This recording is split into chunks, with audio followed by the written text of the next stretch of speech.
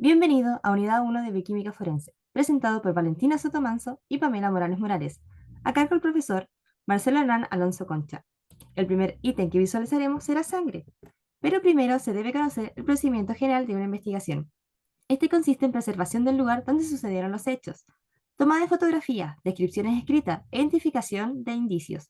Luego se procede al levantamiento de muestras. Estas primero pasan por pruebas orientativas, que inician una hipótesis, luego pruebas confirmatorias, que éstas pueden ser tomadas en el lugar o enviadas al laboratorio para finalmente informarlo o reportar del caso. La sangre es un líquido de color rojo que transporta oxígeno y circula por las vasos sanguíneos. Se compone principalmente por glóbulos rojos, también llamados eritrocitos, que a su vez se componen por hemoglobina que contienen átomos de hierro. Luego se encuentran las plaquetas y finalmente los glóbulos blancos, que en su interior se encuentra DNA nuclear y DNA mitocondrial. En las escenas del crimen se pueden encontrar distintas formas en la sangre, ya puede ser por escurrimiento, charco, contacto, limpiamiento, coloración, impregnación. Y también tenemos que en proyección se pueden encontrar ángulos de caída que nos da indicio de cómo puede ser la escena del crimen. En pruebas orientativas tenemos 6. Primero, reacción con peroxidasa, que nos da una reacción donde se obtiene un burbujeo. Pero esta prueba es poco sensible, o sea, es una prueba sensible y poco específica. Cualquier derivada de la peroxidasa puede dar positiva a esta prueba, como el almidón. El ensayo de Adler, que es benzidina más peroxidasa, que da un azul de benzidina. Al dar el color azul, se entiende que está positivo a sangre, pero no específico para sangre animal o vegetal. Y Kastle-Meyer, que es fenolftaleína. Esta permite diferenciar si es animal o vegetal, dando una coloración rosada. Luego tenemos luminol. El luminol es una prueba orientativa de fluorescencia, utilizado cuando se cree que hay destrucción total de las células. No es específico para el hierro de la sangre. Cualquier otro material que tenga hierro va a luminescer. Ejemplo como los detergentes y limpiadores de piso.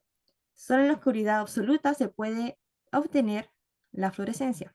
Y también el tiempo de reacción es corto. Blue Star, mejora del luminol, no necesita absoluta oscuridad, el tiempo de reacción es largo, es un poco más sensible y específico. Y finalmente tenemos la microscopía. Tenemos la técnica de Teichmann y la técnica de Takayama. En las pruebas de certeza están los test de inmunocromatografía, que en presencia de hemoglobina reacciona con anticuerpos, que son monoclonal antihemoglobina humana, formado por un complejo antígeno-anticuerpo móvil. Este consiste con la zona S, que es donde se deposita, la zona T y la zona C, siendo la zona C el control y la zona T la banda que indica si es positivo o negativo el test. Para que la zona T dé positiva, el complejo debe migrar a la zona T, formando un anticuerpo anticuerpo, generando la banda rosada. Luego los conjugados siguen viajando hasta la zona C, donde el anticuerpo anti-HB no se une a la zona T y son capturados por el anticuerpo anti-hemoglobina en la zona C, dando una banda de color rosa indicando que el control es positivo y que el test es válido. Luego tenemos RCID, que son específicos para sangre. Detectan específicamente sangre humana, no presenta inhibición en presencia de otros fluidos corporales y evita los falsos negativos. Es el mismo mecanismo de la inmunocromatografía. Para la identificación de semen, tenemos que saber que el semen tiene moléculas que emiten fluorescencia en el espectro B. Estas moléculas son la tirosina, el triptófano, la colina y la flavina. La colina emite en un rango UV de 400 a 500 nanómetros con una luz azul que se agrega en un filtro naranja para poder vislumbrarla. La flavina emite un rango de 350 a 380 nanómetros y se utiliza luz negra o luz de Wood para poder visualizar. La tirosina y el triptófano emiten en un rango de 300 a 350 nanómetros. Tenemos que saber que el espermatozoide en la cabeza se encuentra el ADN nuclear y en el cuello el ADN mitocondrial. En las escenas del crimen podemos encontrar semen en las prendas de ropa, en las ropas interiores, sábanas, cama, suelo, etc. En las pruebas orientativas tenemos la fosfatasa ácida prostática, que es un método colorimétrico en donde se utiliza fosfatemo KM, que es un método de orientación, y el tiempo aproximado de detección es de 48 horas después del contacto sexual. El resultado es positivo cuando se vislumbra un cambio de coloración de incoloro a un violeta intenso. Después de que se observa el cambio de coloración, se procede a identificar el espermatozoide aplicando otros métodos de coloración. Pruebas de certeza. Aquí tenemos el antígeno prostático específico o PSA, en donde es un test inmunocromatográfico, en donde se utiliza la proteína P30 como marcador específico de semen. La P30 no se logra encontrar en ningún otro fluido biológico humano y es utilizada también como marcador de diagnóstico de cáncer. Es válido por la comunidad forense como marcador ante la presencia de fluido seminal. También tenemos el RCID de semen, que busca la proteína de semenogelina, que es la proteína secretada por la vesícula seminal. Su función es inhibir la motilidad del espermatozoide eyaculado recientemente, formando un coágulo seminal para adherirse al cuello uterino, y es específico para semen humano. Otra prueba de certeza es la microscopía, en las cuales tenemos el árbol de Navidad, que permite visualizar el espermatozoide mediante dos coloraciones, en donde el rojo nos permite vislumbrar la cabeza del espermatozoide y el acrosoma en una tonalidad más oscura, y en verde tenemos la cola del espermatozoide. Tenemos la inmunofluorescencia, que contiene un pool de 448 anticuerpos mononucleares de ratón y derivados de semen humano. Realiza el marcaje del núcleo del espermatozoide y el complejo antígeno-anticuerpo es detectado mediante microscopio de fluorescencia y solo se puede detectar el núcleo del espermatozoide en semen humano. Células epiteliales. Las células epiteliales tienen ADN nuclear y ADN mitocondrial. Estas células las podemos encontrar en la saliva, en la orina, en la piel o en el sudor. ¿Dónde podemos encontrar células epiteliales? En el servicio, en los cubiertos, en los cuchillos de cocina, en las ropas, en las mascarillas, en los vasos, en los vehículos, en la manilla de las puertas y en botellas. El principio de intercambio de Locard dice que todo contacto con un objeto o persona se transfiere entre ellas, en donde podemos ver hay una relación entre la escena del crimen, la víctima y el sospechoso, en donde se transmiten materiales mutuamente. La víctima genera un patrón y el sospechoso genera otro. Y al momento de unir estas hipótesis, podemos saber qué puede ocurrir en la escena del crimen. Ejemplos de células epiteliales como indicio forense. Tenemos las superficies porosas, que son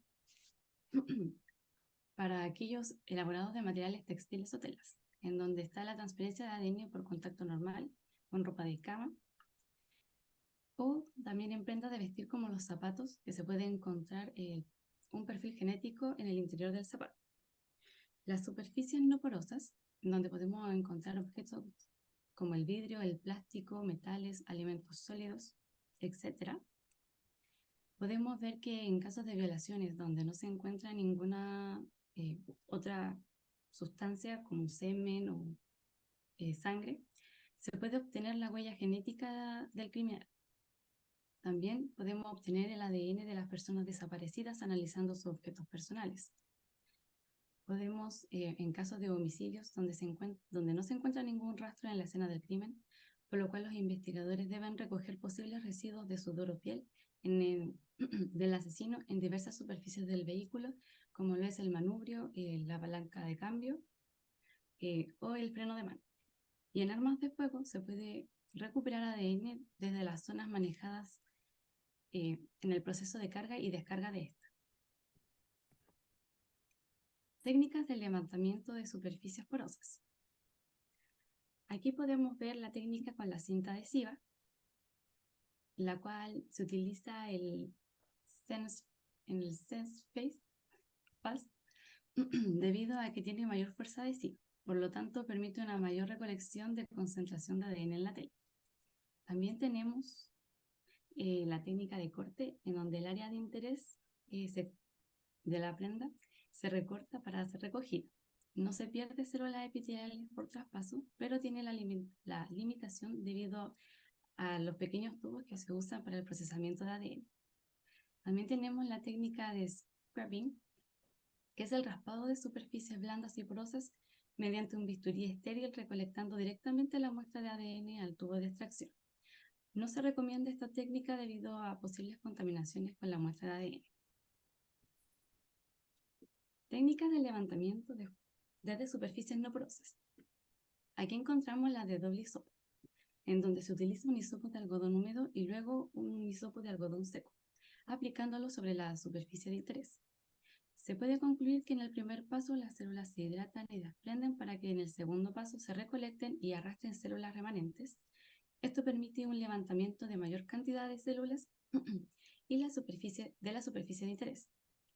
Y tenemos la técnica de un hisopo, en donde se utiliza un hisopo de algodón húmedo para recoger las muestras de ADN desde los objetos manipulados, obteniéndose una menor cantidad de células para analizar en la superficie, dando poco o nulo resultado. Folículo piloso o pelo. Es una fibra de queratina constituido por raíz y tallo. Para que un pelo sea utilizado para análisis, se necesita la raíz del cabello, ya que este contiene el material genético. En muchas escenas del crimen, el cabello no está arrancado de raíz, sino que solo se encuentra cortado, por lo que al analizarlo, solo se puede utilizar para visualizar estructura y verificar intoxicación causada por metales como el plomo o el mercurio. En cambio, al obtener DNA, se obtiene el perfil genético del individuo. Además, el análisis más utilizado por forenses es el llamado ADN basura o ADN no codificante. Este es una región de la secuencia que no codifica para proteínas, pero posee patrones que son identificables, los llamados CTR o Short Tandem Repeats. Estos son marcadores genéticos que consisten entre 2 a 6 nucleótidos de la secuencia, que puede ser AGA, AGAT, GATA, TAGA, son algunos de los ejemplos. Estos se repiten un número variable de veces, una a continuación de la otra, siendo este el número de diferenciación entre cada alelo, y estos alelos son herencias de padre y madre. Para concluir, tenemos la conciencia de que todas estas técnicas han sido mejoradas durante el tiempo, además que siempre se está innovando y para obtener mayores resultados de investigación en bioquímica forense.